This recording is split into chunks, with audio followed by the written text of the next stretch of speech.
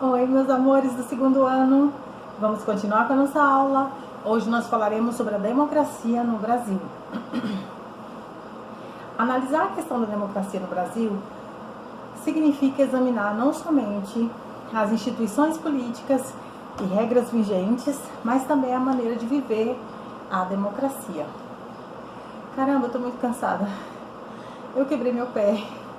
Eu levantei para acender a luz. Nossa, tô morrendo.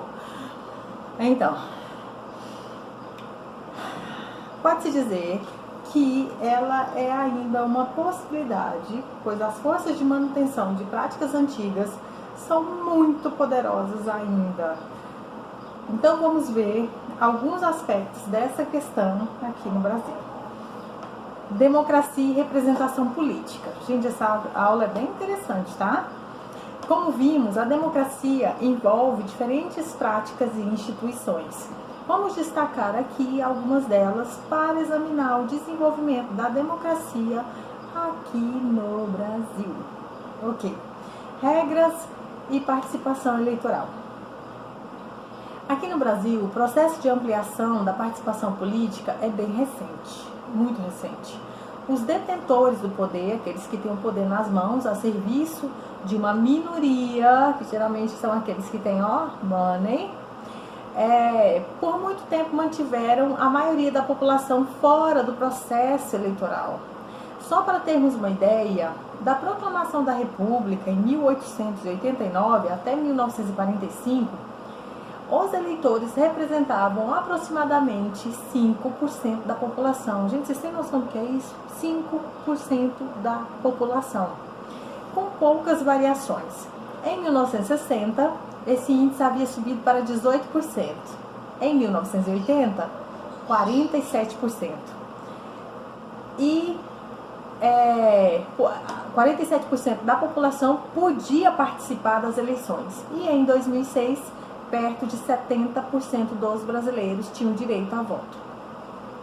Ou seja, 100 anos se passaram para que a população pudesse participar majoritariamente das eleições no Brasil. Gente, é muito recente. O Brasil é um bebê, é uma criança ainda, está na primeira infância, comparado aos outros países. Houve mudança também na consciência do eleitor. Não muita, né, gente? Porque nós vemos os governos que nós temos aí, né? A prática de comprar o voto dos mais pobres diminuiu gradativamente. As pessoas vendiam o voto por quase nada, viu? Ainda tem essa prática nos interiores e nos bairros mais pobres das metrópoles, nós vemos isso acontecendo. Observe nessas eleições agora, gente, eleições para vereador e para prefeito. Fiquem de olho, vocês vão ver coisas descabidas. Então, à medida que o processo se intensificou, o processo de urbanização se intensificou, aí foi reduzindo a pressão dos coronéis, que tinha mesmo esse lance do voto de cabresto. O coronel falava, é para votar no fulano e pronto. E aí, de quem não votasse, né? Aí tinha os coronéis e tinha também os seus comandados, né?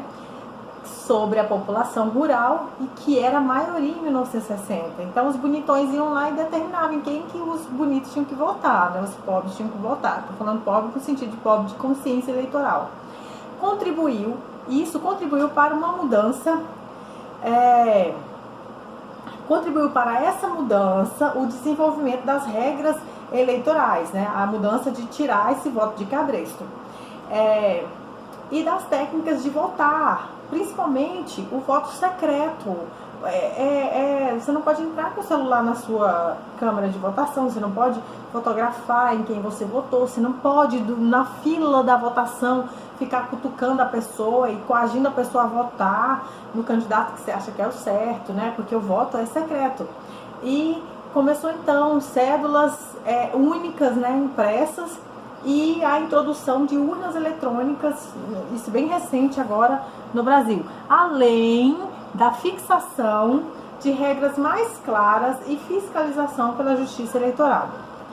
A luta por direitos e participação política. Após a proclamação da República, surgiram vários movimentos em busca de participação política.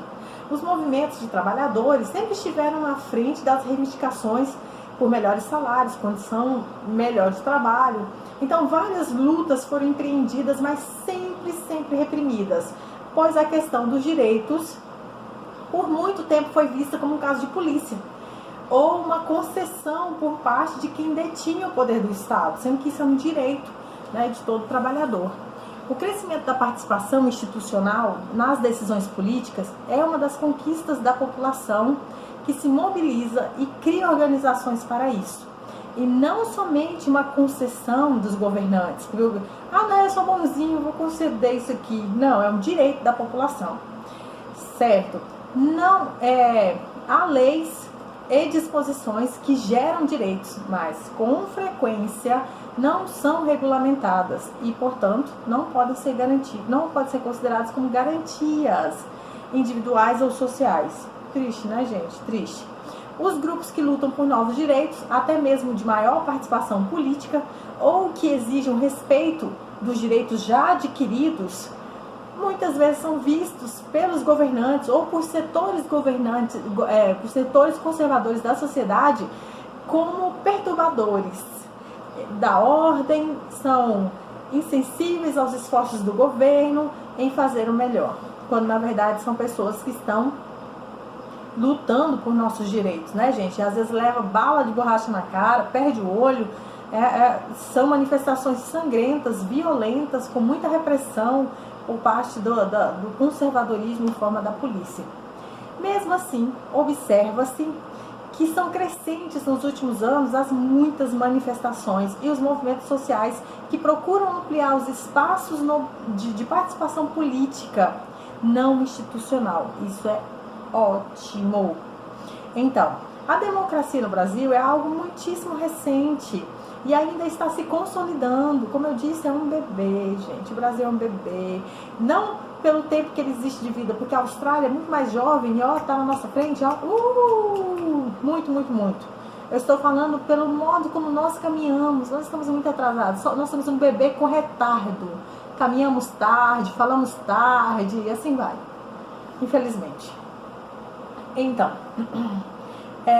e essa democracia, ela continua crescendo e se as regras institucionais para as eleições e o exercício do poder forem alteradas para possibilitar a participação da população e se os movimentos sociais conquistarem mais espaços e a voz na luta pela manutenção dos direitos fundamentais e pela criação de novos direitos continuar funcionando, nós vamos continuar crescendo no ritmo meio lento, mas nós vamos chegar lá, certo?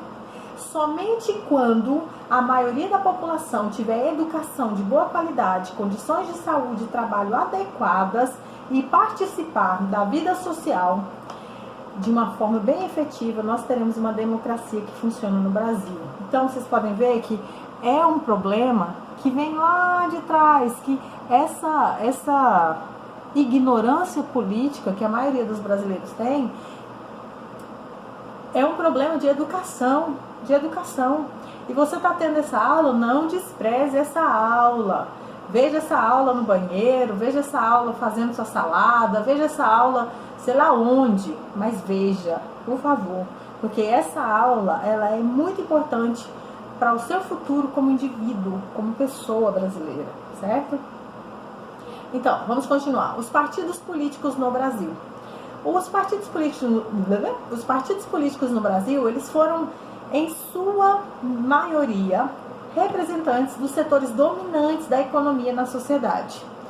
Até 1930, apenas agregados de oligarquias locais e regionais que se organizavam para tirar vantagens do Estado é que faziam seus partidos. Triste, né? Havia apenas uma exceção, o Partido Comunista do Brasil, PCB.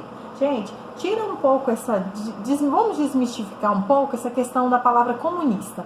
Quando fala comunismo, na época da ditadura, as pessoas eram muito maldosas e elas falavam que os comunistas iam entrar na sua casa, tomar conta da sua casa, roubar seus filhos, e, enfim, comer sua comida e serem bem abusivos. Gente, não tem nada a ver. É maior maluquice essas ideias. E parece que isso tem reverbera ainda no inconsciente coletivo da sociedade brasileira.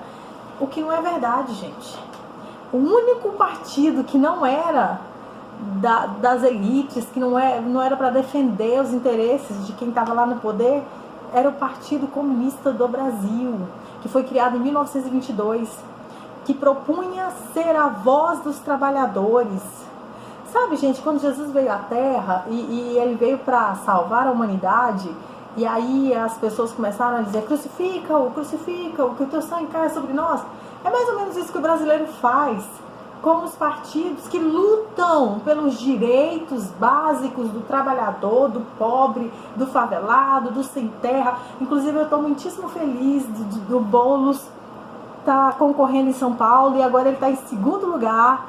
Gente, eu estou extremamente feliz. Eu estou torcendo para que os paulistanos tenham senso em votar em alguém que vai olhar para os mendigos, que vai olhar para os menos desfavorecidos. Você sabia que São Paulo tem uma imensidão de prédios desocupados, que ficam lá às traças, e que pode ser remodelado, e que pode habitar pessoas que moram nas periferias mais afastadas de São Paulo, e que podem vir morar no centro de São Paulo, nos prédios que estão desabitados, que estão habitados por baratas e aranhas? Eu imagino que Boulos vai fazer algo a respeito. E eu não vejo Boulos jogando água fria no inverno no mendigo. Eu não imagino a esposa do Boulos querendo que o mendigo morra de fome. Eu não imagino. Então, gente, é partido lá, ó, da esquerda. É partido que pensa no pobre. Então, vamos, continuando. Depois da ditadura de Vargas, formaram-se partidos nacionais. Os principais eram a União Democrática Nacional, UDN, que representava a burguesia industrial. Dá vontade até de ir, gente. Que representava a burguesia industrial e as classes médias urbanas.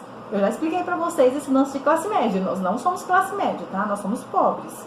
Nós não somos classe média. Nós estamos rumando para a classe média, trabalhando igual uns doidos, tentando ser classe média. Mas nós não somos, não. Somos pobres, viu?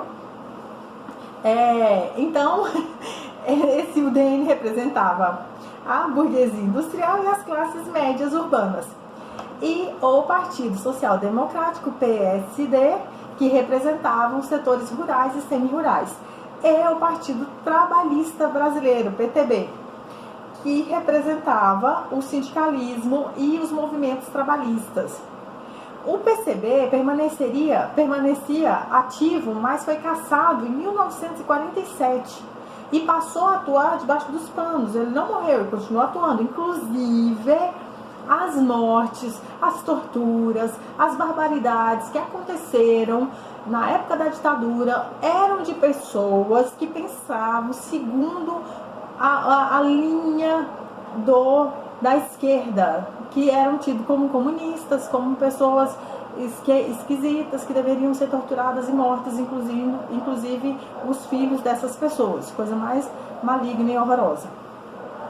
Então, em 1965, entretanto, com a nova ditadura militar, todos os partidos foram cassados, todos, sem exceção. Agora vai vendo.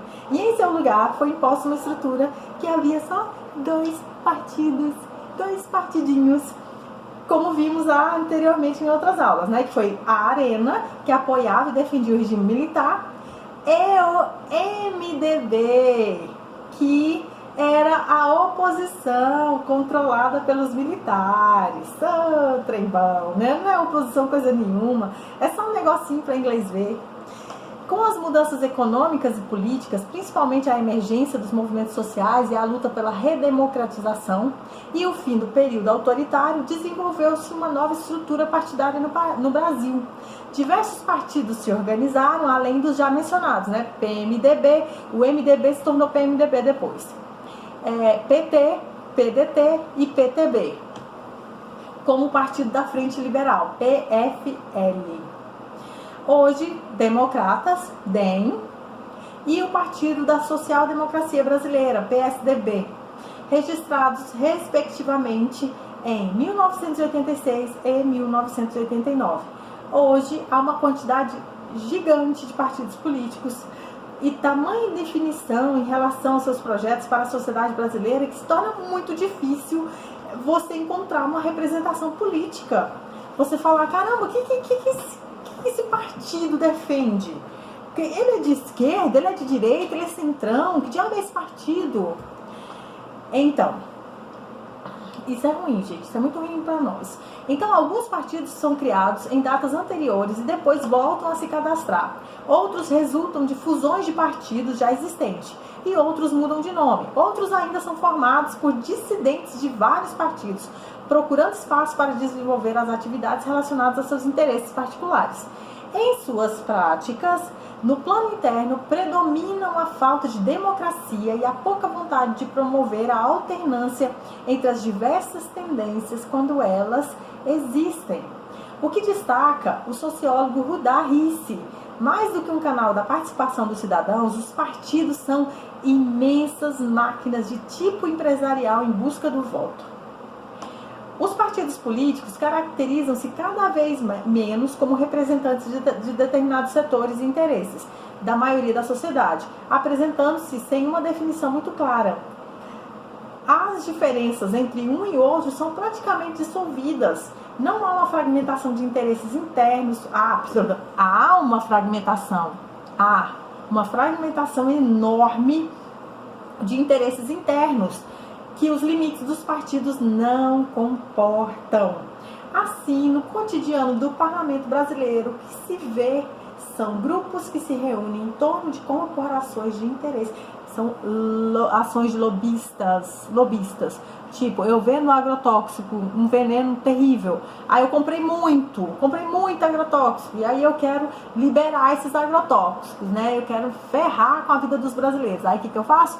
Eu compro um desses deputados, um desses políticos e faço com que ele crie uma emenda para que eu possa jogar os agrotóxicos na cara dos brasileiros, aliás, no prato dos brasileiros. Mais ou menos isso. E esses interesses, eles são grupos, né? Bancadas evangélicas, bancadas ruralistas, sindicalistas ou grupos regionais. E enquanto isso, gente, nós brasileiros nos ferramos. Então nós precisamos fazer uma revolta, fazer uma revolução eleitoral, ver direitinho quem nós estamos votando, qual que é o partido desse candidato, quais são as propostas, ele é antigo, ele fez alguma coisa, esse vereador que está tentando se reeleger, o que ele fez? Se ele não fez nada, dá-lhe um chute na bunda dele, moço, vote em outro, vote no novo, vote em alguém que possa fazer alguma coisa, não fez, vote em outro. Nisso nós vamos só perdendo tempo. Gente, fiquem bem, beijos.